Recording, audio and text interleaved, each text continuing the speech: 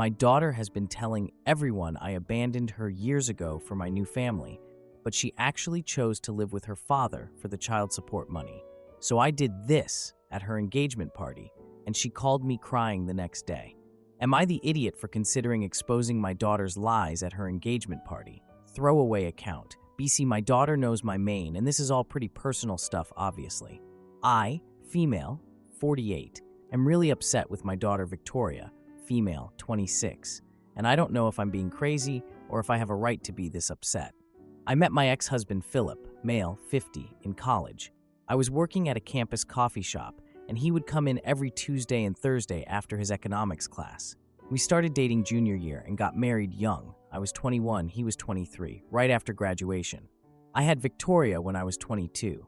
The early years were actually pretty happy despite being broke all the time. I was going through dental hygienist school while taking care of Victoria as a toddler, and Philip was working at a financial company. When Victoria was around 8, Philip's career started taking off, and he began traveling a lot for work. I was always the one handling everything with Victoria. School stuff, doctor appointments, birthday parties, all of it.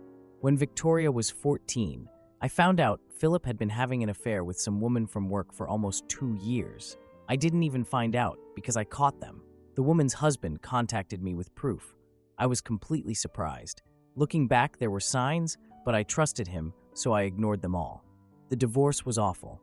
Philip tried to deny me any alimony, despite him making like 3x what I made as a dental hygienist. He got this shark lawyer and tried to paint me as money hungry when all I wanted was enough to support our daughter. We eventually worked out a custody arrangement where Victoria could choose who to live with since she was 14 and old enough to decide. To my complete shock, Victoria chose to live primarily with her dad. I was very upset. I thought maybe it was just because he had the bigger house in the better school district. I arranged for her to stay with me every other weekend and Wednesday nights, but she canceled all the time. Always had some excuse about school activities or plans with friends. I remember calling Victoria about a year after the divorce to confirm our weekend plans. I was excited to take her to an art exhibit she had mentioned wanting to see months earlier. She told me she couldn't come because she was going shopping with her friends. When I suggested we could go shopping together instead, she got annoyed and said it wasn't the same. I asked if everything was okay between us since she'd canceled the last 3 weekends. She said she was fine and just had her own life. When I suggested picking her up from school Friday, she said her dad was already taking her to get her learner's permit. She canceled the next weekend too. When Victoria was about 17, I met Doug, male, 46, through a mutual friend. We dated for a year before moving in together and got married when Victoria was 18 and heading to college. I tried hard to involve Victoria in the wedding planning, but she didn't care. She barely attended the ceremony and left right after dinner at the reception. Doug and I had our son Corey, now 7, when I was 41. It was a really difficult pregnancy with complications. The doctors kept warning me about geriatric pregnancy risks, which made me feel ancient lol. I've tried hard to get Victoria to have a relationship with her half-brother, but she's only seen him maybe 5 times in his entire life. Last Christmas, she literally said hi to him and then ignored him while he kept trying to show her his new toys. About 3 years ago, I was talking to Philip's sister Marie. We stayed friendly after the divorce. She told me something that made me sick. Apparently, Philip had basically bribed Victoria to choose to live with him during the custody arrangement. He promised her expensive clothes, a car when she turned 16, and the worst part, he was giving her a percentage of the child support money he got from ME. I confronted Victoria about this during a rare lunch we had together. When I brought up what Marie had told me about the child support money, Victoria got uncomfortable and denied knowing what I was talking about. When I pressed her about her dad giving her a cut of the money, she got defensive and asked what was wrong with her dad helping her out with money. I explained that money was meant for her care, not as an allowance. She accused me of being jealous that she and her dad were close. When I told her I was hurt, she chose money over our relationship. She claimed I chose Doug over them. I reminded her the divorce happened because her father had an affair, and I didn't even meet Doug until years later. She said she didn't want to talk about it anymore and left. Since then, things have been even worse. We barely talk. maybe a text exchange here and there, and we might meet up once or twice a year for an awkward coffee. Victoria graduated college and works in marketing now. She recently got engaged to this guy Wes, male, 28, who comes from a pretty wealthy family. Here's what's really upsetting me. Victoria has apparently been telling everyone, including Wes and his family, that I abandoned her when she was a teenager to start a new family with Doug. She's telling people I traded up for a new husband and son. This is completely false. The timeline doesn't even make sense. I didn't meet Doug until years after Victoria chose to live with Philip. And I've kept everything. Text messages showing all the times I tried to see her and she declined. Receipts for gifts I sent that were returned, proof of every single child support payment, everything. Victoria reluctantly invited me, Doug, and Corey to her engagement party next weekend. My sister, who's still close with Victoria, warned me that I should be prepared for hostility because Victoria has been telling this abandonment story for so long that everyone believes it. I'm so hurt and angry. Part of me wants to skip the party entirely. Another part wants to show up with proof to show everyone the truth. I don't want to ruin her engagement, but how can I sit there while everyone looks at me like I'm some monster who abandoned my child? I have boxes of birthday cards returned unopened. I have screenshots of text conversations where I'm begging to see her and she's making excuses. I have proof of every child support payment I made, which apparently went straight into her pocket as fun money. Would I be the asshole if I finally stood up for myself? Or should I just smile and pretend everything is fine for the sake of maybe someday having a relationship with my daughter? I'm afraid that confronting her will permanently destroy any chance of reconciliation, but I also don't think I can live with these lies anymore. Edit, to clarify, since a lot of people are asking, no, Victoria doesn't know that I know what she's been telling people. My sister and a couple of mutual acquaintances have told me what Victoria has been saying behind my back. As far as Victoria knows, I'm completely unaware of her abandoned child narrative. Edit 2. Someone asked if Philip encouraged the abandonment narrative. Honestly, I think he probably did. He was always subtly undermining me, even during our marriage. Mommy's always working when I was in school, etc. I wouldn't put it past him to twist the timeline to make himself look better. Edit 3. For those suggesting therapy, yes, I've been in therapy for years dealing with this. My therapist actually suggested I set boundaries about the false narrative, but I've been too scared of losing Victoria completely to do it until now. Now for the first update. So first of all, I want to thank everyone who commented on my previous post. I read all of them, even the ones calling me an idiot lol, and spent like 3 days just thinking about what to do. I know a lot of you said I should just have a private conversation with Victoria first, and maybe that would have been the mature thing to do, but honestly, after years of this BS, I just couldn't anymore. Anyway, I decided to go to the engagement party. Doug came with me for moral support. Thank God, because I would have literally had a breakdown alone. I spent way too much time getting ready because I was so nervous. Like I changed outfits like 5 times, which I never do. I felt like I was going to throw up the whole drive there. The party was at this fancy vineyard. We got there exactly on time, which meant we were basically the first ones there because everyone shows up late to these things. Victoria barely even acknowledged me when we arrived, gave me this super stiff side hug that lasted like half a second, and then she spotted Wes's aunt and walked away mid-conversation. Philip showed up like 30 minutes late with his girlfriend Colleen, who's only like 6 years older than Victoria. Gross. He didn't even look at me, which was fine, because I didn't want to talk to him anyway. The whole time I was trying to mingle, I could feel people looking at me weird. Wes's aunt came up to me and made a comment about Victoria doing well despite everything. The way she said it made it super obvious what she meant. I just smiled and nodded because what am I supposed to say to that? But then I overheard Victoria talking to Wes's mom. I wasn't trying to eavesdrop, I swear. I was just getting a drink at the bar, which was right next to where they were sitting. Victoria was telling Wes's mom about her difficult childhood and how I just disappeared after meeting Doug. She told Wes's mom I abandoned her when she was 15, which is a total lie. The divorce happened when she was 14, and I didn't even meet Doug until she was 17. She said she basically had to raise herself while I was off with my new husband.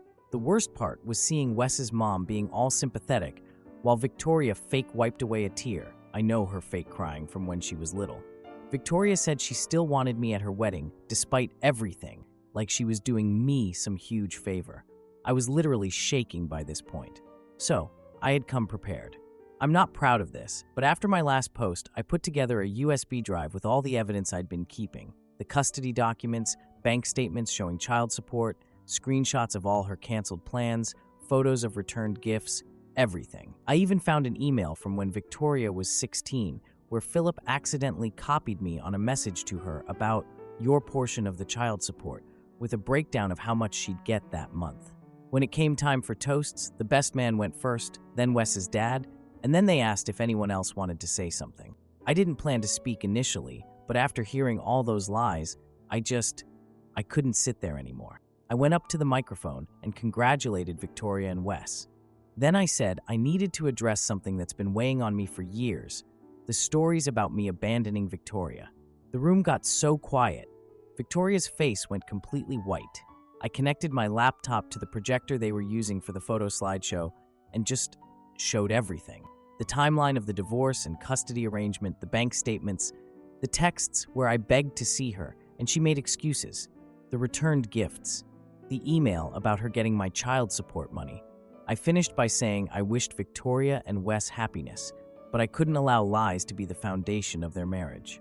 Victoria started crying, real tears this time, and ran out. Wes looked shocked and confused. He looked between me and the door Victoria went through, then followed her. People were whispering everywhere. Wes's parents came up to me looking super uncomfortable, and his mom said they had no idea what Victoria had told them. Then Philip stormed up to me and called me a vindictive bitch for ruining Victoria's special day. He was getting in my face when Doug stepped between us and told Philip to back off. Philip kept yelling, and venue security actually came and asked him to leave. Doug and I left pretty soon after that. The drive home was quiet. I kept asking Doug if he thought I did the right thing, and he just said that telling the truth is never wrong. But I could tell he was worried about how this would affect everything going forward. I was honestly expecting to never hear from Victoria again. But this morning I got a text from WES, not Victoria, asking if we could talk privately, just him and me. I don't know what to do. Should I meet with him? What would I even say? Part of me feels relieved that the truth is finally out there after all these years, but another part feels guilty for causing such a scene at what was supposed to be a happy occasion. But was I just supposed to keep letting her lie about me to everyone forever? Edit. A lot of people are asking why I didn't just talk to Victoria privately first. I probably should have, but one, I've tried having conversations with her about her dad's manipulation before, and she always shuts down. 2, I honestly didn't think she would listen. And 3, I was just so hurt hearing her lie again that I reacted emotionally. Not saying it was the most mature choice, but it's what happened. Edit 2.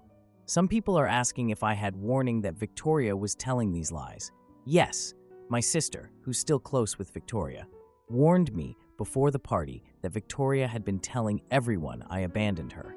I honestly thought maybe she was exaggerating until I heard it myself at the party. Edit 3. For those saying I should have waited and not ruined the engagement party, I get that perspective.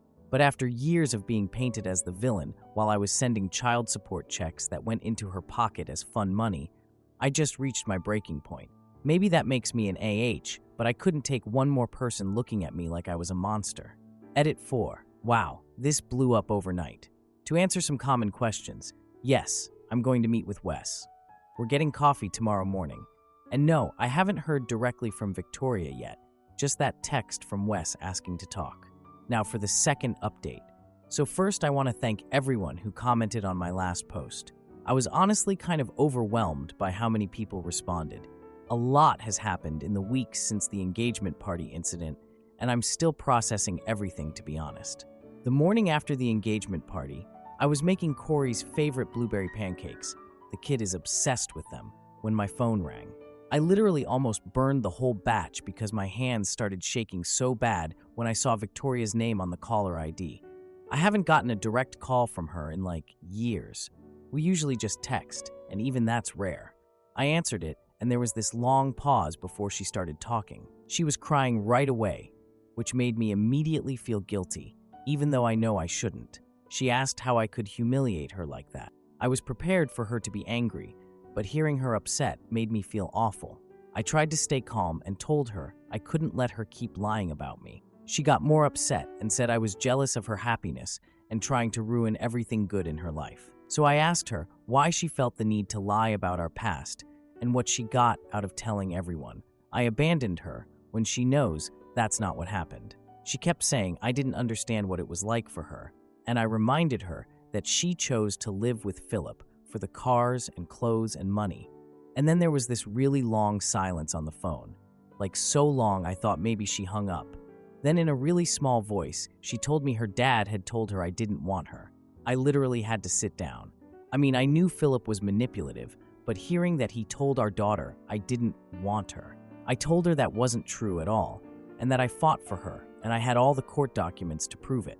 That's when she started really breaking down. She told me that for years, Philip had been telling her I didn't fight for custody, that I was eager to start a new life without her, and that I was relieved when she chose him. She said he would mention these things throughout her teenage years. She admitted the material stuff was part of why she chose to live with him, but also because she truly believed I didn't want her. She thought she was doing me a favor by staying away. She told me she's been telling the abandonment story for so long that she almost believes it herself. She said it became part of her identity, like she was this resilient girl who overcame maternal abandonment. It was really hard for her to admit Philip manipulated her. I could tell she was struggling with it because it meant confronting that she damaged our relationship based on lies. She kept asking why he would lie about that, and I'm just thinking, because he's a cheating liar who didn't want to look like the bad guy in the divorce, but I didn't say that out loud. Later that same day, Wes called me, which was super unexpected.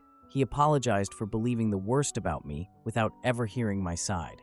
He told me he'd noticed inconsistencies in Victoria's stories, but didn't know how to bring it up without seeming unsupportive. I was honestly really impressed with him. He seemed genuinely concerned about Victoria and about finding the truth. He told me they've decided to postpone the wedding to work through these trust issues. I found myself thinking about my own rushed marriage to Philip when I was so young. God, we were babies at 21, 23.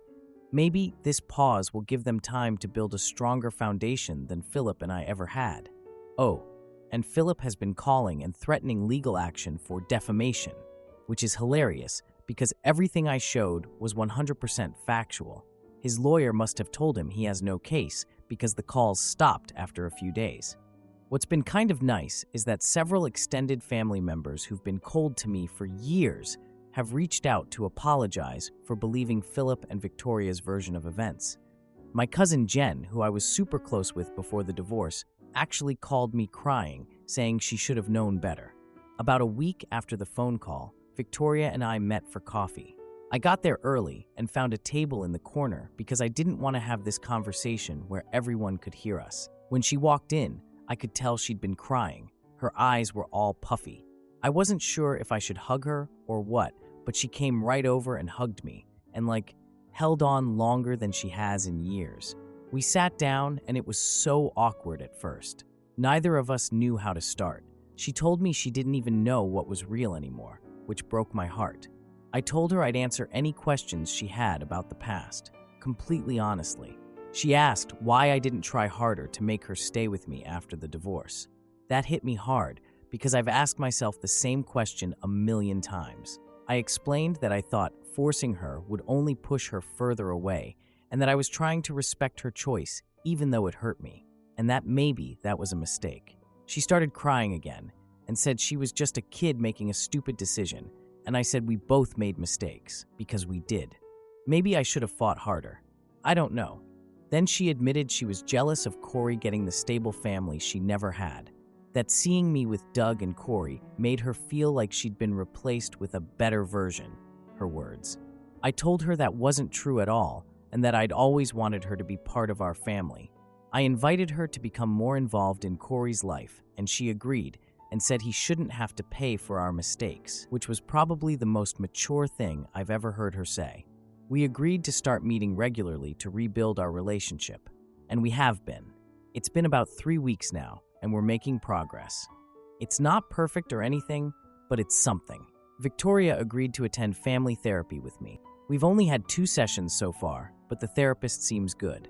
She's helping us work through all this complicated history. Last weekend, Victoria came over for dinner, and she actually played board games with Corey and helped him with his science project. It was the first time I've seen her really connect with him.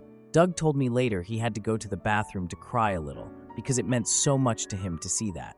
I love that man so much. He's been so patient through all of this. Victoria is struggling with a lot of guilt now. She's recognizing her dad's manipulation, but also her own role in spreading the lies. She's had some really difficult conversations with Philip, who of course denies everything and is trying to make her feel bad for questioning him. Typical. Wes has been incredibly supportive through all this. He's encouraging Victoria to work through her family issues before they get married, which I think shows a lot of maturity. His parents have even reached out to me and Doug, inviting us to dinner to get to know us, without Victoria's false story hanging over everything. I keep thinking about how lying can destroy families. I'm not perfect. God knows I've made plenty of mistakes, but I've always tried to be honest with Victoria, even when the truth was difficult.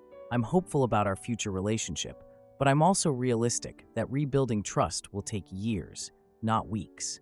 But you know what? Yesterday, Victoria called me Mom for the first time in literally years. Usually she calls me Tony, or just avoids calling me anything. I actually had to excuse myself to the bathroom because I started crying. It's such a small thing, but it meant everything to me. Our relationship isn't perfect, and maybe it never will be, but I finally feel like I have my daughter back, and that's worth more than any engagement party drama. Edit. So many people have asked if Victoria and Wes are still together. Yes, they are. They're just postponing the wedding while they work through some stuff. Wes seems like a really solid guy, and I'm actually glad Victoria found someone who values honesty. Edit 2. To the person who asked if I regret making a scene at the engagement party, honestly, I have mixed feelings. I wish I had tried talking to Victoria privately first, but I don't regret that the truth came out. Sometimes you have to break something to fix it properly. Edit 3. For those saying Philip should be completely cut out, it's complicated. He's still Victoria's father, and she's working through her feelings about his manipulation. I'm trying not to push her too hard in any direction because I think she needs to come to her own conclusions about him. Edit 4. To answer everyone asking about Corey, yes, he's confused about why his big sister is suddenly around more, but he's thrilled about it. The kid has always wanted a relationship with her. Edit 5. Thank you for all the kind comments about my patience. Trust me, there were many years where I was angry and bitter. Therapy helped a lot, and honestly, getting older gives you perspective on what really matters.